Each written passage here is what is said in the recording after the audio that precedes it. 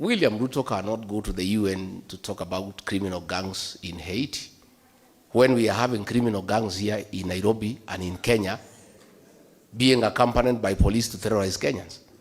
William Ruto has turned to use of criminal gangs to harass opponents, to disrupt meetings. During Sabasaba, criminal gangs under police supervision were burning supermarkets. They were stealing from people.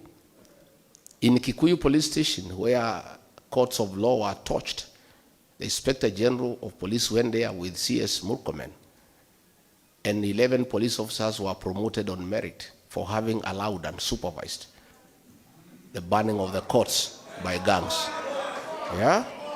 So there is no way he can go to the UN and pretend that he is very concerned about criminal gangs in Haiti, when in this country he is using criminal gangs to terrorize Kenyans.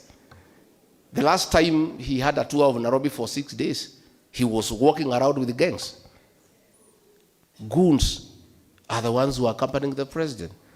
I even saw somewhere, when unveiling a housing program, he actually introduced one of the goon leaders in Nairobi and gave him the presidential microphone to talk to the people.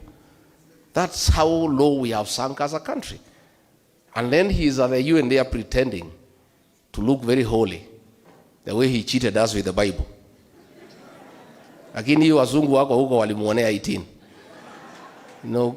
Saying how concerned he is about Haiti. It is because Haiti is a conduit for stealing public funds. And that is why it is continuing. As Honorable Eugene have said, William Ruto, let the policemen come back here and deal with crime. In Nairobi today, people are being mugged during daylight.